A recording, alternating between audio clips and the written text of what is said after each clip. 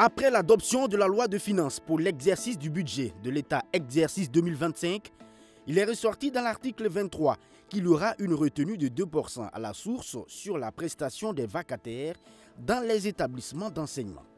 À l'annonce, les commentaires et les supputations se sont transformés en polémique. Trop de taxes insupportables pour certains, décisions salutaires pour d'autres au regard du contexte particulier. C'est une nouveauté, ce ne l'est pas, autant de contradictions. Pour l'expert en fiscalité Tidiane Kaboré, cette mesure du législateur n'est pas nouvelle. En réalité, ce n'est pas une nouveauté. C'est pas une nouveauté parce que le 2% sur les honoraires qui sont reversés à l'enseignant vacataire existe bien depuis quelques années. Quand je prends moi mon cas, je suis enseignant vacataire à l'École nationale de régie financière par exemple.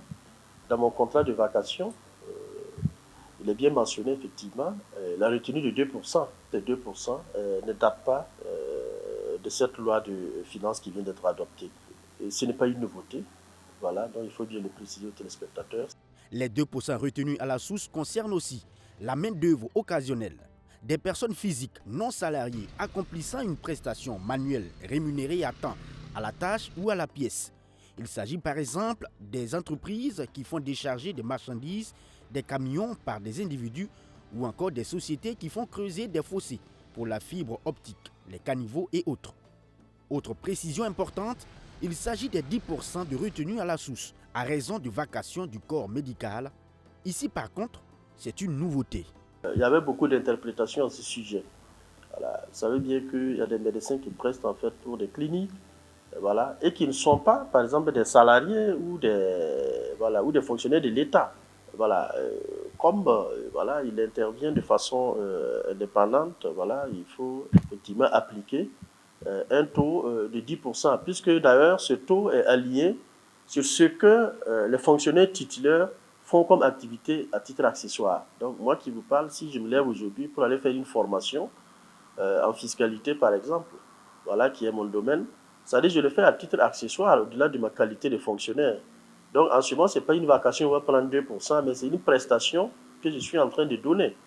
Donc si on doit opérer en fait une retenue, ça sera en fait la retenue de 10%.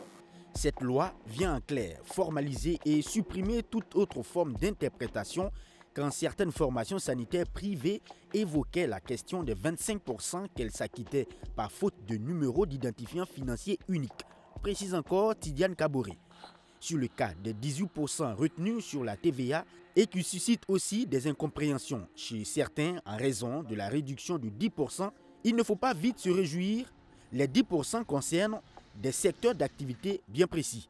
Alors, d'entrée de jeu, c'est normal que les gens se réjouissent. Voilà, pour ceux qui n'ont pas compris cette disposition, d'autant plus que ça a été relayé pour dire que désormais la TVA passe de 18 à 10% au Burkina Faso. Donc là, c'est une mauvaise lecture, c'est pas la bonne.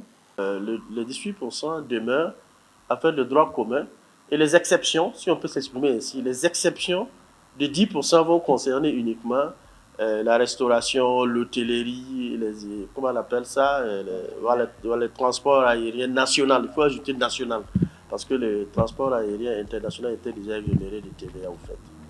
En réduisant à 10%, l'État veut ainsi aider ces entreprises à générer plus de ressources, de même que les établissements hôteliers, comme cela a été le cas à l'avènement de la Covid-19 en 2020.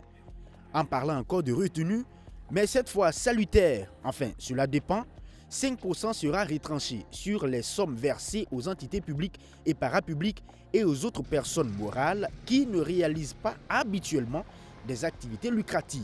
Elles passent en réalité de 20 à 5%. Le régime des non déterminés regroupe les entités publiques, les projets, programmes, les ONG, les associations, les fondations. Donc, pour faire simple, toutes les personnes morales à but non lucratif, si vous voulez. Pour le cas spécifique des entités publiques, le consultant spécialiste fait savoir que si la sollicitation est rémunérée de façon systématique, les 5% sont appliqués aussi à la paie.